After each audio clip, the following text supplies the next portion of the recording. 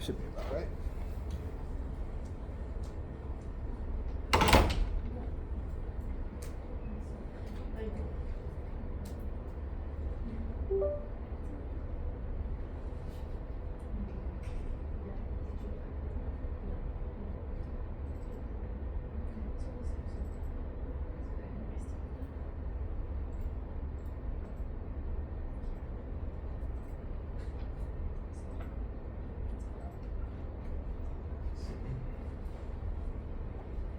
All right, good afternoon everybody. My name's Eddie Tapia, and today I'm going to be presenting my paper on the BRICS currency.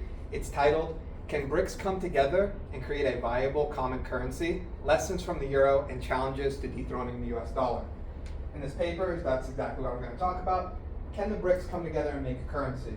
So first we have a little roadmap, what I'm going to talk to you guys about today. Brief introduction of the BRICS nations, talking about the currency that they're proposing, using the Euro as a benchmark, a comparison between the countries of BRICS nations, arguments for and against this currency, and then a big question, could it replace the US dollar, and what's most likely to happen? So let's get right into it. First off, who are the BRICS nations? Well, the BRICS nations are founded by their founding 5 members, which is Brazil, Russia, China, India, and South Africa, but they've grown to over 11 nations total. They're now kind of formed themselves up as a trade alliance that's trying to combat Western ideologies such as the United States and the Euro and the Eurozone. Basically, the BRICS units wants to reduce the dependence on the US dollar, hence why they're interested in making their own currency. As we can see, some of the members of the BRICS nations, specifically Russia and China, have had some problems with the United States recently. Back in 2022, when Russia decided to invade the Ukraine, the United States placed heavy sanctions on Russia, which effectively wrecked their economy. And China and the United States have also been in a trade war for many, many years now. Both Russia and China kind of want to be the big kid on the sandbox and the leader in global policy, and right now they're not. So they're trying to dethrone the US any way they can. This is another proposed thing, is creating the BRICS nations to form themselves up of a group of like-minded countries to kind of dethrone the US. So they want to create their own currency, but there's major barriers that exist. So we're going to take a look at, is this currency feasible or is it an unrealistic pipe dream? First, let's take a look at the proposed BRICS currency, right? This is supposed to be a common currency similar like the Euro. This is going to be able for BRICS nations and citizens of the nation to use it just like they would dollars, euros, or any other currency. They're really focused on de-dollarization, but not in the terms that Alyssa spoke of, more of just moving away from the dollar dominance so that they can buy oil with their own currency, kind of moving away from that global dominance that the dollar has. Some of the proposed ideas that they've had for this currency is a digital currency, so not actually physical, but all digital. They also talked about doing a trade settlement to increase trade within the BRICS nations and some alternative payment systems. As it stands right now, no official currency exists. They're just in the discussion phase of trying to see how they can build this and how they can implement it. If they are going to try to build a currency, they have to look at the benchmark, which is the Euro. The Euro is one of the most successful currency launches the world has ever seen, but it didn't happen overnight. This actually took over a decade of planning by the European countries as they came together and formed the European monetary system. Once the EMS was formed, they actually started putting in practices to get everything together. When the Euro first launched, When the Euro first launched, it was in 1997. It actually wasn't a full-blown currency yet. It was just used as a digital accounting measure until a little bit later in 2002 when they did the biggest currency buyback in the world history. All the countries of the Eurozone relinquished their domestic currencies and it was all bought back and they switched over to the Euro. Now, this required deep integration and coordination. They developed the European Central Bank, which is a centralized decision-making system so that all the monetary policy can be aligned. All these countries relinquish their control of their own economic currency so that the European Central Bank can control it and make the decisions. Now, this takes a lot of coordination and a lot of convergence, which are all absent right now in the BRICS nations. Right now, all the countries of the BRICS nations are making their own monetary policy decisions.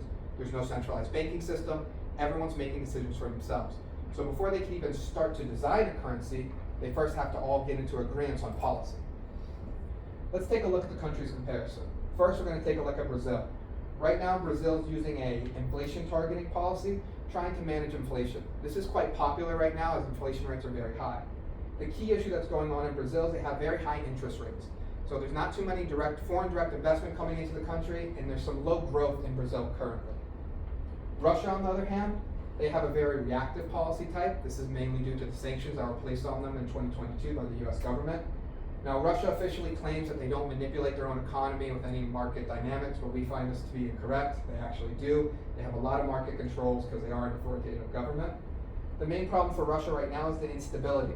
Because there's no clear path forward for what Russia is going to do within their economy, this is creating a lot of unknowns within the BRICS nation where there's a lack of trust. Now we're getting over to India. India has a more flexible policy type. India is more open to free market mechanisms, and they're really focused on growth right now.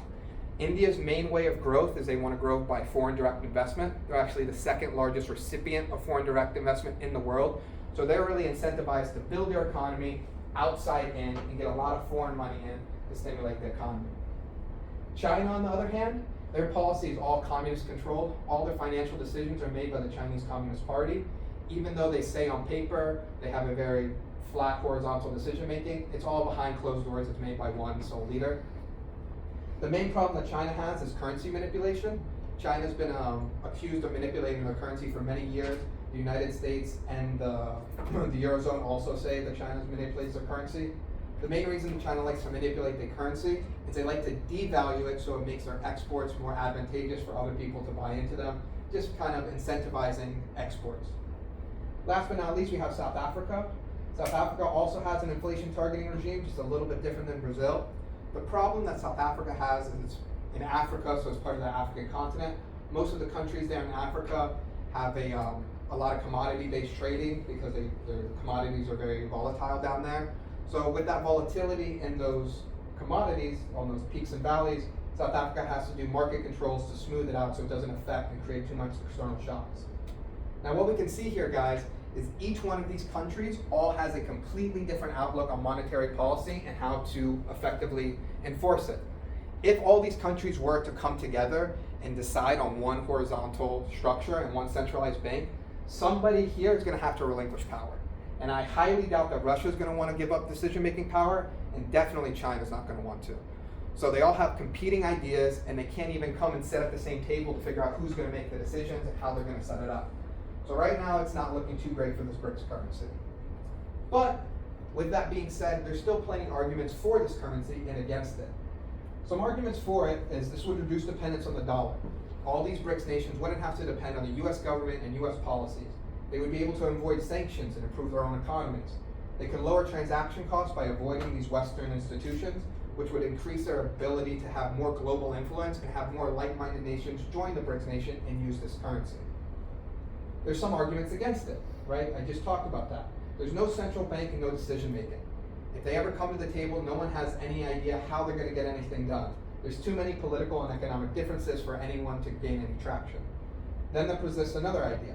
How would this currency be backed? Some experts say it would be 40% gold, 60% a basket of their own currencies. Well, they're still keeping on to their own currencies. They're not following the euro benchmark, but let's just run with that idea for now. If they're using their own currencies and it's backed 60%, then the market manipulations that the countries make individually will then affect the BRICS currency overall. That can cause a lack of trust and make outsiders not really trust this new BRICS currency because it can be easily manipulated by their own countries. Therefore, it's a little bit shaky for other people to want to pick it up. Now, here comes the big question.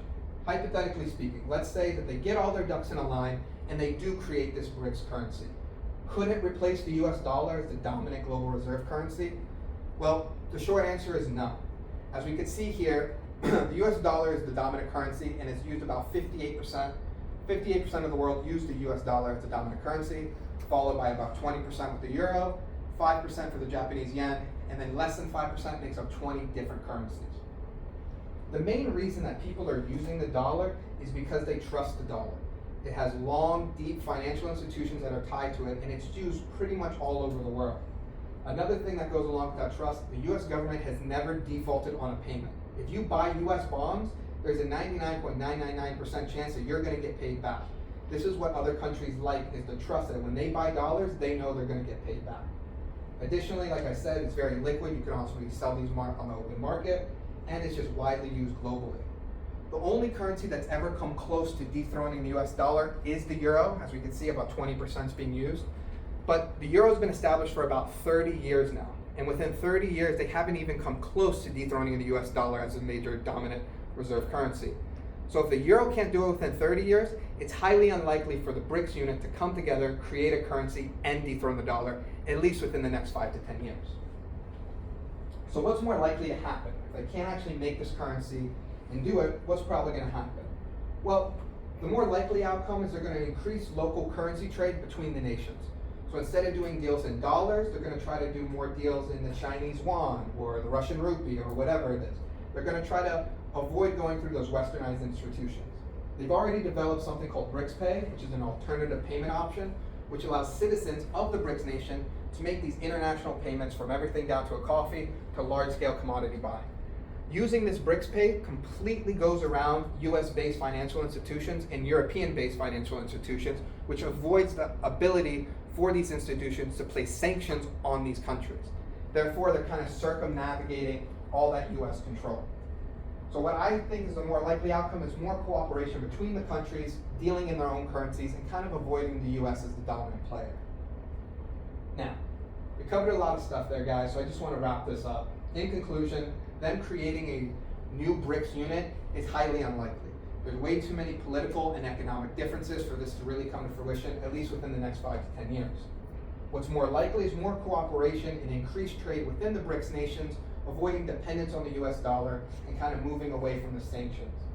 This less dependence will allow them to move away from those Western financial institutions and really solidify themselves as a little bit more of a global independent unit. At the end of the day, I truly believe that the BRICS nation have realized the challenge that they're up against, and they're not trying to revolutionize the global banking industry and being a new dominant currency. Instead of revolutionizing, I think they're just trying to evolve themselves and move forward with the times and make themselves a third or fourth option and increase trade locally within the BRICS nations.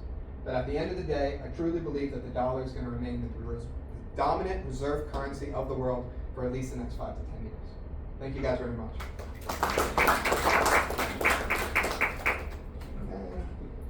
And then I got my references.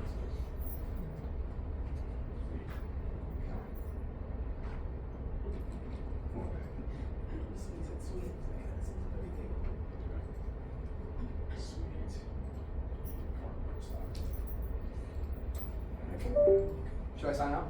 It's on MS.